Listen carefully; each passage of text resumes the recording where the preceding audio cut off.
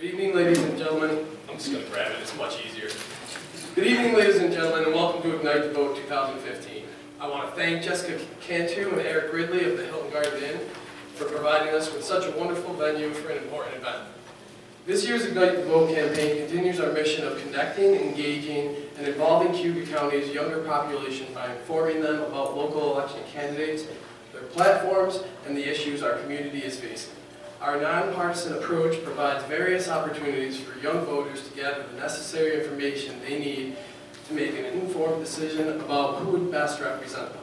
The ultimate goal is to convey the message that local elections matter and each vote counts. You have a say, you can ignite the vote. Each candidate will be given 2 minutes for an opening statement and 2 minutes for a closing statement. Questions asked during the forum have been submitted anonymously by an online survey. Candidates will be given 2 minutes to answer and 1 minute for a rebuttal.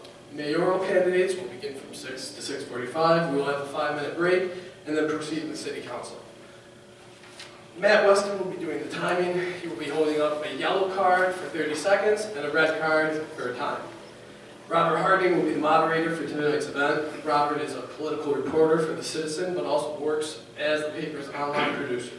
Mr. Harding has won numerous awards for his work as a reporter, including 3 from the New York News Publishers Association and 2 from the New York State Associated Press Association for his blog Eye on New York, covering Central New York's political scene. He is also proud to be a part of the teams at The Citizen that have won awards for Everyone's Battle, the series on domestic violence in Cayuga County, and the Wealth of Hardship series on poverty. He is also a graduate of Leadership Cayuga, class of 2012, which is the best class ever. With that, I give you the floor, Robert.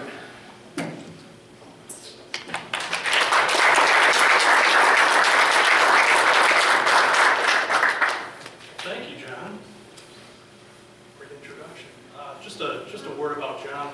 He mentioned that we were in Leadership Cayuga together a few years ago, and when I saw that he was going to head up Ignite, I couldn't think of a better person to lead it. He's just got the passion and energy needed for the job, so give him a round of applause.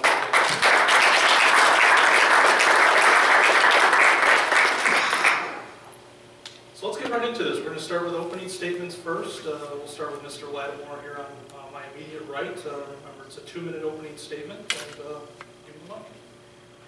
I'd like to thank Ignite for having us here tonight. I think it's very healthy to have a debate of this nature for mayoral campaign. I think first and foremost, a couple of years ago when I was running for legislator, I indicated that we had a heroin problem. And the first thing that I will do when I'm mayor is to put on a couple more police officers. I know for some reason this administration has had a problem with adding some additional police officers. I know that we can do that. Secondly, what I want to do is, right now we have year-round alternate side parking. I will do away with that.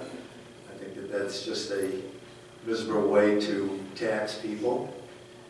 And number 3 is what's near and dear to my heart, where I grew up and learned a lot, was at the Y Field, and I will make sure that the plumbing is efficient when the activities are over there. Right now, both at the Y Field and Herman Ave, there's no bathroom facilities for the ladies that are playing and the men. And I know growing up it was always open, and I will work on those things. So thank you very much.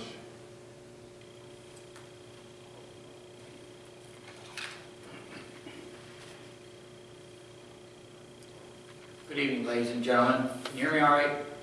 Sometimes this mic seems to fail. I'd like to thank our event organizer, Ignite, and the chair, John Wilcox, for inviting us here today. Thank you to Robert Harding for moderating, and thank you to the staff at Hilton Garden Inn for their hospitality. It has been my privilege to serve as Auburn's mayor for the past 8 years. I am running for a 3rd term because there are so many exciting things happening in our community that I want to continue to move Auburn in a positive direction. I would like to point out 3 areas that we have made progress. Our downtown renaissance has perhaps been the most exciting thing to see happen. Our downtown has seen significant improvements in including the beautiful building we are sitting in today. The award-winning Prison City Brewery, A.T. Wally's, Asteria Selena, Moondog Lounge, Wild for Yogurt, and Thirsty Pub in the Genesee Mall are just a few of the businesses that have been sprung up in the last few years. We currently see the next phase of this under construction in the East Hill area, or on East Hill and Genesee Street. And by the end of the month, another new restaurant, Hobnob, will be opening its doors. The city just reported it had a 6% increase in sales tax revenue from our budget year. I believe the growth we have seen downtown is the reason for this. We have worked hard to bring stability to city finances. We are well served by our city manager, Doug Selby, and this year we renewed his employment contract. At the beginning of 2014, we brought on our new city comptroller. The current city council, by a 3-2 vote, adopted a 5-year financial plan to bring long-term stability to city finances. Our city budgets have ended up with surpluses for the past 2 years. We have worked in partnership with the county to move our economic development strategy forward. With Andrew Fish's leadership, CETA is off to a great start. I serve on the CETA board, the Central New York Red Sea, and also New York State Workforce Investment Board, the last two being appointed by Governor Cuomo. We have been working with CETA to prioritize Auburn and Kewett County in the region's economic development.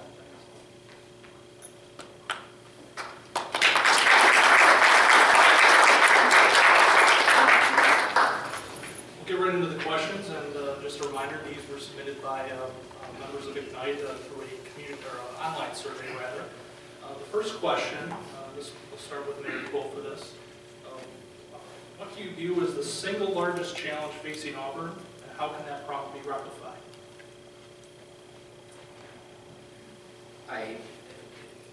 There is two things that are equally important. One, in no particular order, but because they're both very, very important. First of all, the heroin, the illegal drug activity. We as a community in all of New York State, the entire country needs to get a better handle on this. I don't believe that extra police officers on the street are going to help. I think it goes deeper than that. We need more hospitals, more doctors. Let's handle the problem from the beginning, and not when it's too late and we end up in the court system. Secondly, economic development is just as important. We're on an upswing. We're going and growing. We need to do that. We need to continue. It's through hard work and partnerships with private investors that have made this area great, and we continue to hope to do that. The job situation, I think, because we're losing Dakin McQuay, 300 jobs. I think that the stability of the region being down in jobs creates a no-hope situation for some of the addicted people. And I think that everything starts with a job. If you received one of these in the mail today, on the back of it there's a website, and it outlines a 4-page plan in which we can get ourselves back on the road of recovery in regards to jobs.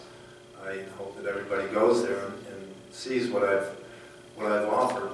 I think that the strategy that we've outlined there is, I don't know whether the mayor has one, but we do have a plan to get ourselves out of the hole. We do have a plan. We don't need to send a postcard out to lead you to another place to look. You're sitting in one of our plans. Different restaurants we've opened that have opened in the area. That's our plan, to continue on that route. The upside of it. Working with private individuals to increase the livelihood and the well-being of the city of Auburn. So we really don't need a website or a postcard. Look around you. This is part of the plan.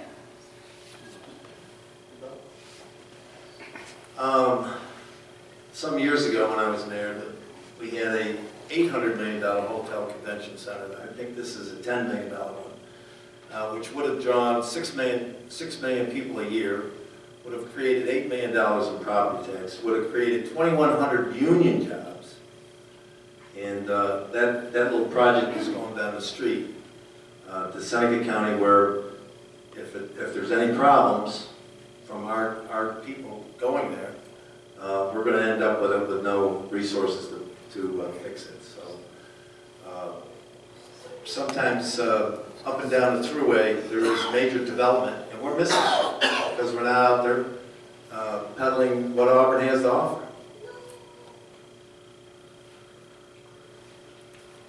Quick clarification. Is there a limited number of times you can go back and forth, or is it one and done, or what's the rules? Whatever you want there. Just I'm asking the moderator. we'll limit it to one, Thank you. just so we can get to more questions. Thank you. The next question. In April 2015, the State Office of the Comptroller released a fiscal stress evaluation of the City of Auburn based on a review of a series of financial and environmental indicators. While the city overall fell far below the state's threshold to be deemed fiscally stressed, a review of socioeconomic indicators points to concerning trends, including a rising 31% child poverty rate. In your opinion, what role should city government play in helping to address child poverty, and what strategies do you think would be most effective in our community? Mr. Bennett. Well, as I indicated, that I think that a job is the most important thing that we can do for these families that are in poverty, and we have to. Right now, I'm wearing a button that we were at the governor down in Buffalo, and they created the world's largest solar panel manufacturer. Auburn was on a pretty good path in order to put ourselves in that position where maybe we could do some manufacturing and some of the new technologies that are coming out. I see Mr. Cuddy is laughing. I hope that this is a serious business, Mr. Cuddy, and I hope that we can put ourselves in a better position than what we have been doing in order to help those kids out of poverty. The city by no means is the expert in poverty. I have to agree with my opponent here that the important part of poverty, correcting poverty, is jobs. But not just jobs to have a job, but well-paying jobs. We need parents to be able to stay home and raise their family and educate them and work with them. So to pay them a fair wage is just as important as just having a job or a parent running from 2 to 3 jobs to try and support themselves.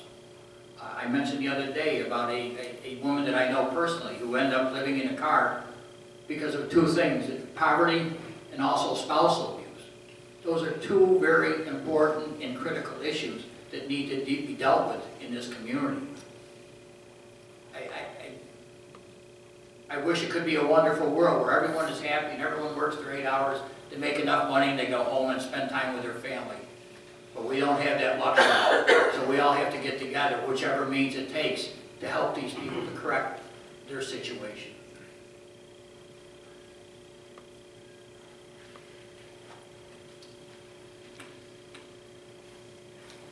Next question.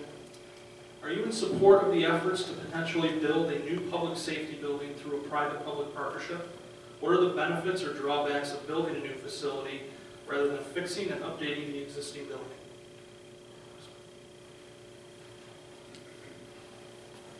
Absolutely 100% building a new public safety building. I know through personal experience, I spent 32 years at the fire department. It outgrew its usefulness. It was a great building in its day. It's become aging. We cannot even park our fire trucks in certain places. The police department is undergoing a growth problem also. They have no room. One of the biggest items that should be involved in a public safety building is an area for training, where the training can be held on the premises. We have a wonderful training facility on Quarry Road. But they still do in-house training, not only for the police, for firefighters, for the emergency medical technicians that also need to be trained, and also for the community to be held different types of training that may be necessary, may be asked for. That's what public safety is about, working with and for the community. The financial situation in the city right now, I believe some people have indicated that there's $100 million worth of debt. To add on another $20 or $30 million for a new public safety building might be a little bit of a stretch. I think that, I know the mayor has indicated that he's got a surplus, but I don't see a surplus when you borrow money from your pension plan from the state and you got to repay that back. I think it was $750,000. When you have to go out and ask Senator Schumer to get a safer grant to pay for the firemen, you know, you're really not in financially good stead. So especially the way that this finance package is coming together, it's going to be off the books. It's not a bonded city project. At the end of 30 years, you're going to have to rebuy it, put a new roof on it, or whatever repairs are going to have to be needed at the end of 30 years. So it's just, it's not the right way to do things. I don't disagree with the mayor in regards that we probably need one, but I don't know whether now we can afford one. And I'd like to see some kind of a multi-different use project where I had indicated, you know, the weight of the engines are what's making that building deteriorate. And if you use another location, such as like a parking garage where you can park them on the first floor and then have multi-use in the building. So if it's a multi-use building, it might be a little more practical in regards to the financing of it. But right now, the city manager, I think a couple of months ago, indicated that we were stressed to the max. So I don't know whether or not the city can afford another $30 million in public safety.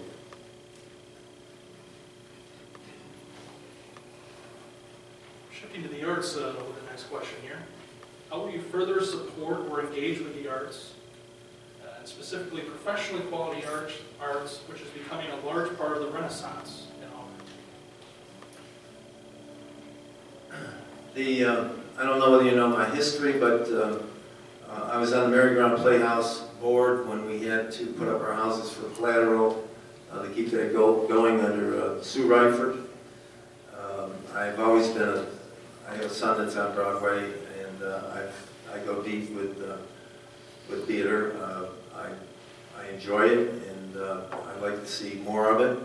I don't know whether or not it's the end-all or be-all. I think you have to have good paying jobs for the regular sector in order to go to those theaters to buy tickets. So I think that the job comes first before a lot of theater. If you know the Merry-Go-Round finances, the Playhouse itself is not a money maker.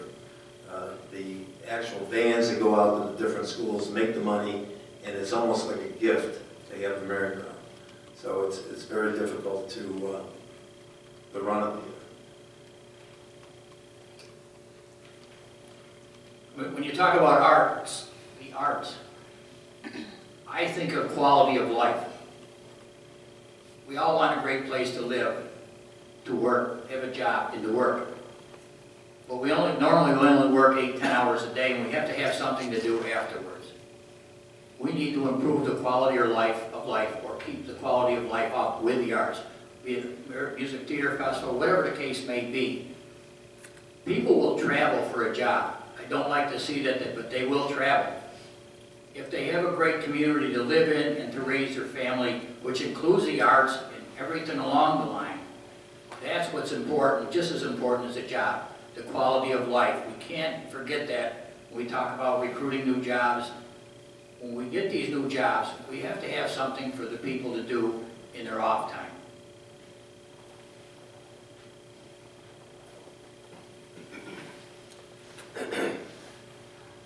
Next question takes up the issue of the city landfill. There's been news that the city landfill is almost at capacity.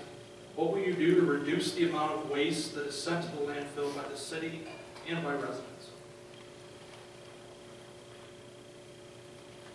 The landfill is near capacity. What we have to start looking into, in my opinion, is a transfer station. We need to close the cell, we need to fill it up, and put as much trash in there as we can, close it, seal it, start having methane gas develop from it, which is a whole other subject. But we need a transfer station not to open another cell. Cells are very, very expensive. We could open up another cell, or excuse me, open up a transfer station, truck our garbage out of here, and maintaining our workforce. I don't ever want to give up door-to-door pickup of our trash or recyclables. So I say, let's get everything into the landfill we can, have a plan prepared for a weigh station, and move forward in that regard. The landfill was an asset at one time before the giant Seneca Metals came into play. It was when Bruce Clifford was around, he made all the payments out of the landfill. It was a cash cow at that point, but competition has made it a little bit different. The economy, or the economy of scale. But anyways, I built a couple cells when I was a counselor, and you know, I think we could maybe, you know, for years, we didn't reduce some of the overhead. At night we would buy virgin sand and cover the material that by state law you have to cover at night. And I think that we could have had a byproduct out of a digester at the sewage treatment plant. You use that material at night instead of filling up that hole that costs millions of dollars to build. Instead of filling it up with sand that we had to pay for, we should have been filling it up with material that could have used as cover. And I think that saved ourselves hauling. I think it cost us about $800,000 to haul our sludge to another landfill up in Rochester. I think that that's been reduced a little bit, but it's still, for 6 years, it's been costly to run the operation the way it's been run. And there's no reason to fill up a multi-million-dollar hole with product that's not environmentally unstable, like sand. I have to be quick because I'm limited on time. First of all, many of the things that happen in landfill, if not all of them, were mandated by DEC, Department of Environmental Conservation, so they required the cover. Secondly, we're going to hear more probably about the cogen, the digester. How about the quality of life of people who live down in that neighborhood, down on Case Avenue, Bryant Street, Canoga Street, with all these hundreds and hundreds of tons of garbage coming in for the digester? It doesn't make sense, and I guess I'd have to look to the county for their 2 cents on whether the digester works or not, which as far as I know is still not operating. Mayor, if you knew the operation down there, one summer I did the expansion down there. It's interesting how the sewage treatment plant works. But the sludge that comes out of there, DEC won't let you put it directly on the land. You got to put lime on it and what have you. But if you had a digester that it would go through, and you could have built a digester like every farmer does for about $1 million, you could have saved yourself $800,000 a year from hauling it. And at one time we were burning the sludge, which environmentally was probably the worst thing we could do for the neighborhood down there. So I think that the operation of a digester is environmentally a lot better than what was there. They wanted to continue burning it, and they needed an upgrade of about $8 million worth of upgrades to the hardware. So a digester was the answer, and you didn't build it.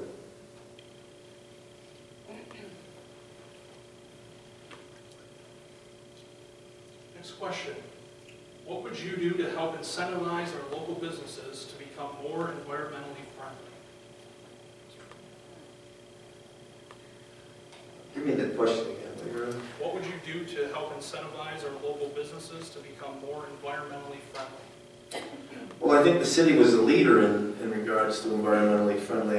Our city hall was geothermal, and our fire and police was geothermal. Our state-of-the-art BOCES, silver certificate, geothermal. Our college is geothermal. I think that we had a great start on really becoming the greenest city in central New York. We could have been a role model for not just the cities in this state, but also the country. And I think that a lot of those efforts were squashed. So it's unfortunate that other places are getting the jobs that we could have had. Yeah, that's puzzling. But recycling, plastic, paper, metal, things of that nature. I just enrolled today in Solarize New York to find out if my home qualifies to help save some energy, help me save some money. I'll be the first to admit that. But there's programs out there that are available like that. We need to be on top of that to see what we can do. I lost Mr. Lattimore's statement there that I wanted to jump on. I apologize for that. But there's always a better way to save the world, and we have to be a part of it, whether it's Solarize New York, recycling, whatever we can come up with is certainly worthwhile. The Solarize New York, I mean, we were about a light year ahead of that program. You had it at your disposal, the Auburn Power Authority. As you know or might not know, Skaneateles, the cost of energy there is a lot less than the cost of energy here for the homeowners. We had a referendum. The public decided to put that program in place, and I don't know why you keep bypassing the Power Authority, but that could be an answer for everybody. When you have a referendum that tells you to do it and you don't do it by the public, I just don't understand it. But anyways, down the street, Skaneateles' rates are for 2-bedroom or 4-bedroom are probably a third of what our costs are to heat and cool a house. So we should be doing more of it. I'll jump back. Thanks. Property owners in Auburn have seen their water, sewer bills, assessments, and taxes go up.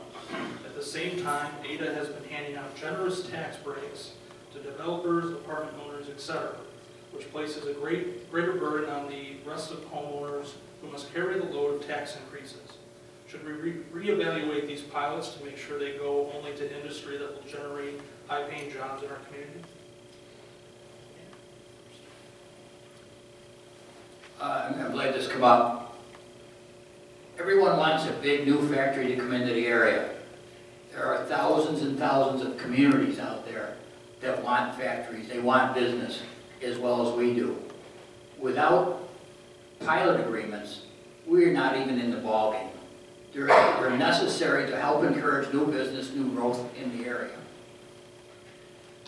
Going back to Mr. Lattimore, he tells all this about everything that he's done in the past.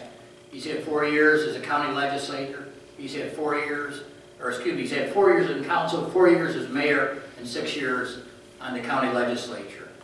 Why isn't he worried about Auburn during all those jobs? He should have been in the forefront, encouraging, especially as of late, and I believe he's the vice chair of the county legislature.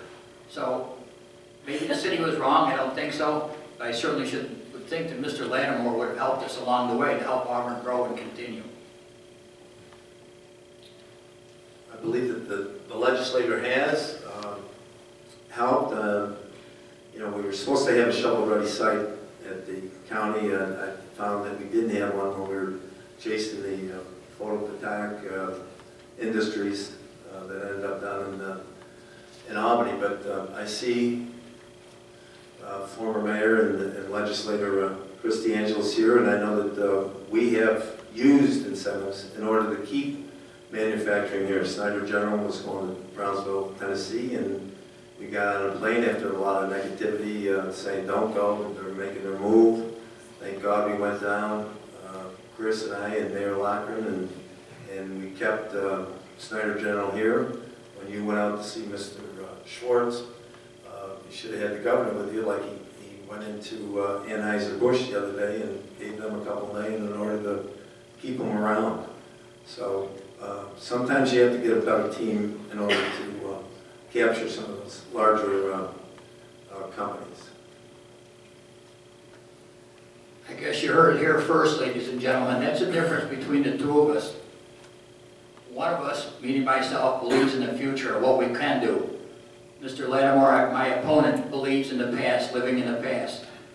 Let's get out of those years. Let's keep moving forward and keep plugging and looking positive about our lives.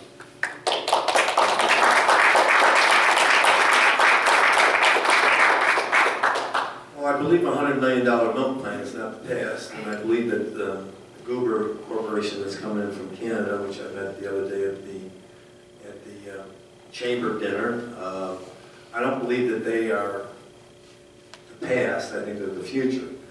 And one of the issues that they're very concerned about is the cost of energy. We've got a $100,000 grant to do a feasibility study to make sure that the cogen that's going into their plant is going to help not only with the electricity costs, but also with some hot water and other issues. So I don't know who's living in the past or who knows what the future is. I think I have a pretty good idea.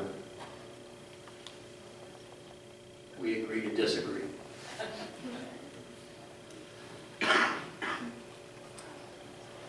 Next question deals with the heroin issue locally. Less than 2 weeks ago, Auburn emergency responders had to administer Narcan 4 times in 24 hours. If you were elected, how do you plan to ramp up efforts against our heroin epidemic? I see Amy Cox in the back of the room. I think education is the best way to get our kids to stay away. Amy she's a health coordinator at the high school. I don't know whether anybody knows or doesn't know, but I do work with these kids and grown-ups that are afflicted with some of these addictions. And education is the best thing for our children. And hopefully Amy can press the school board into bringing this information to the kids sooner than later. This stuff that's on the street today is absolute poison, and I believe that we should have some foot soldiers on the ground. You know, some of the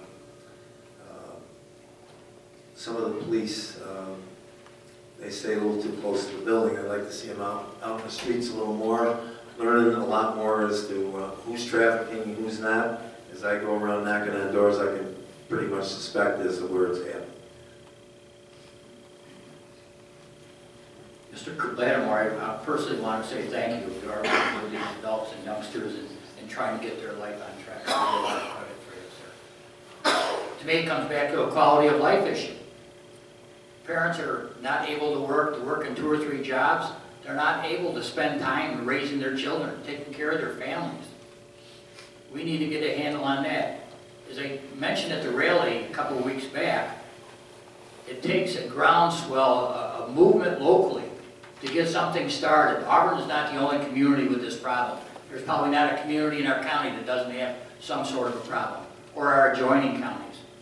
We need to get to Albany with a lot of people demanding some help in this regard. We need more hospitals. We need better trained staff. Help with our drug courts. This is an issue that does take effect at home, but at the same time it has to be bumped up a level because we cannot afford everything, in my mind, that is necessary.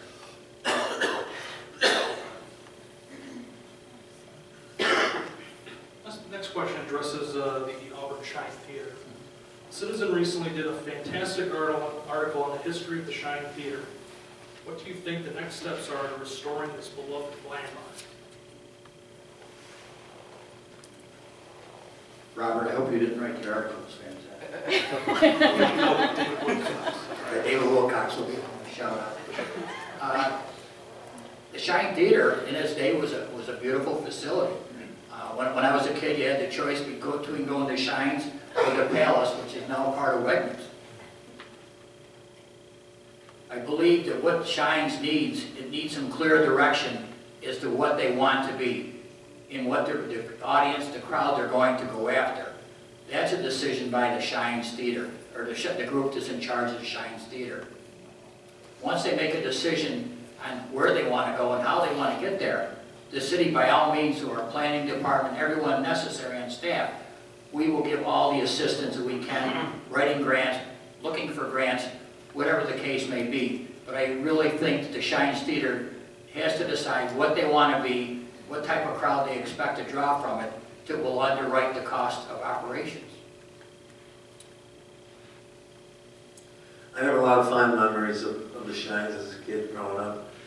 And Auburn, you know, I don't know whether you're living in the past or the future, but I think that we can bring that building back to its stately thing. It is on the National Registry. You hate to lose any building that's on the registry.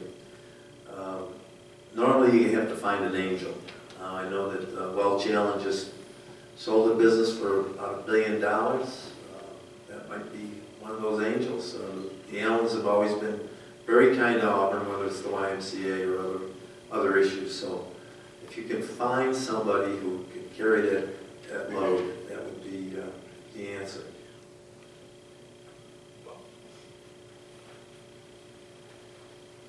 Going back to my earlier statement, you had 14 years to find an angel.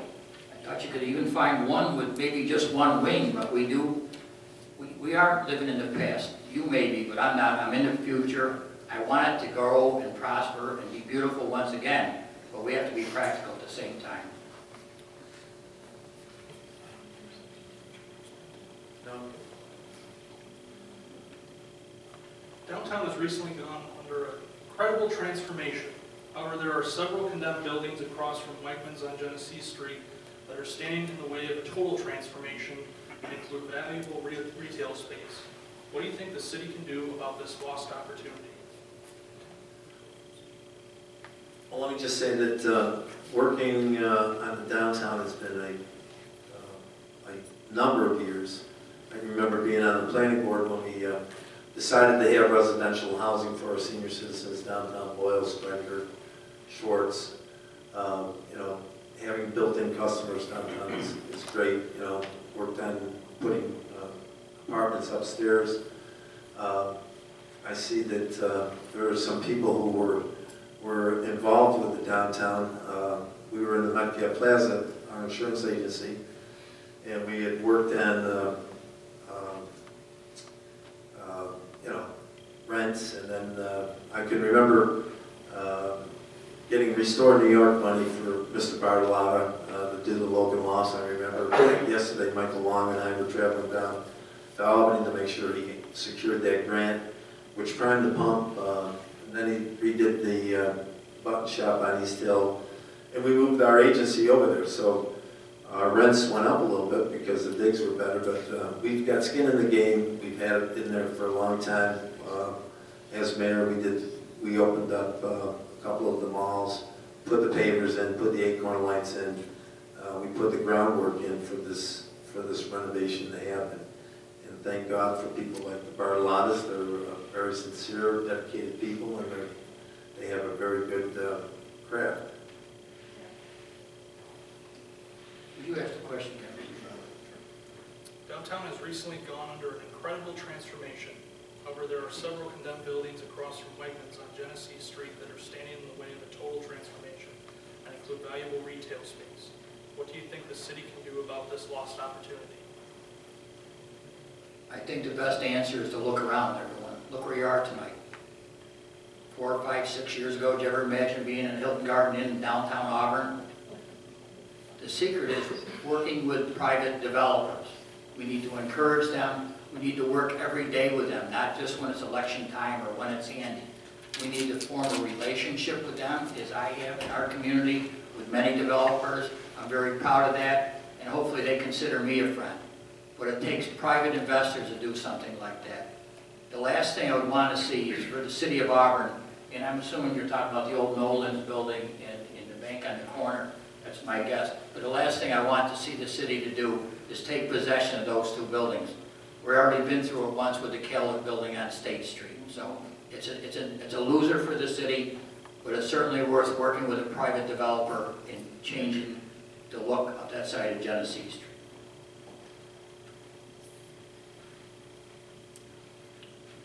One more question before we get to closing statements. What role should the city play in working on Owasco Lake water quality issues with neighboring municipalities, including the town of Owasco?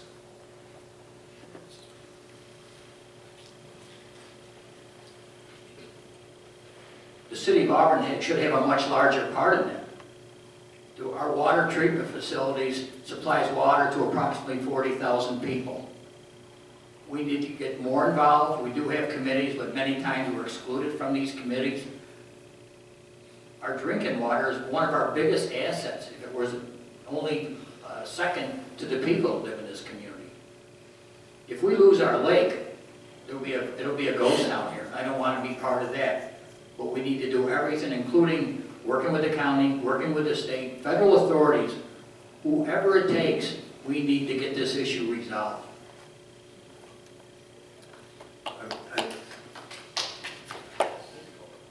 That's my family. Cute kids.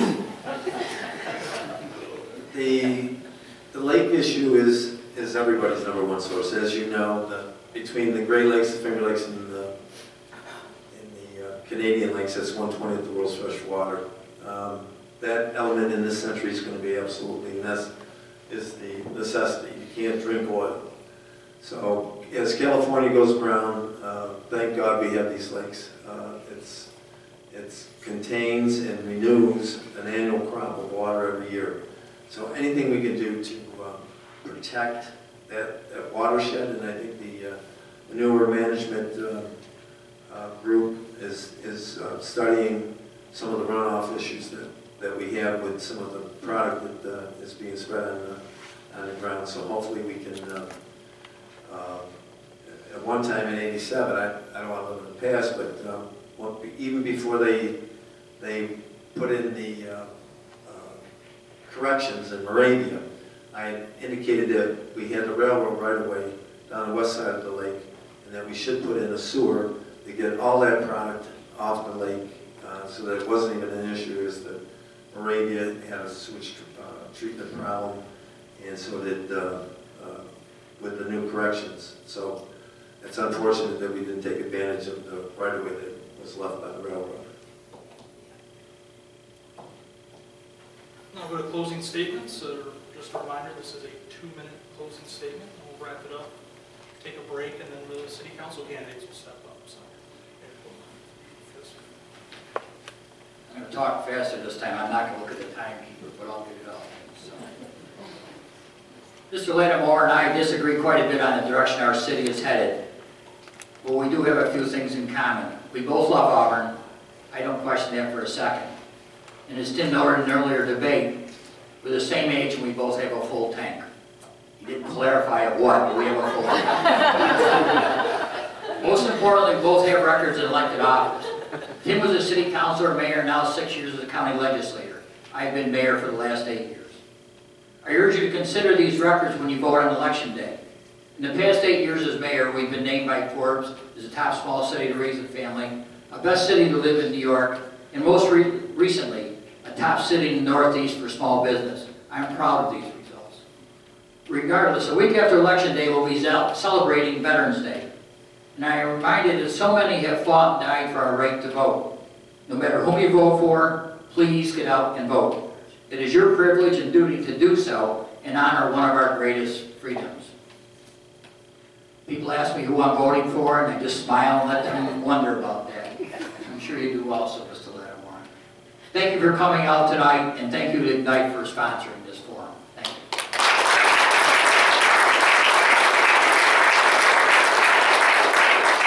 I also would like to thank the Ignite group. I think it's very good for our young people to be involved. This is going to be your town when us old guys are gone. Nobody laugh on it.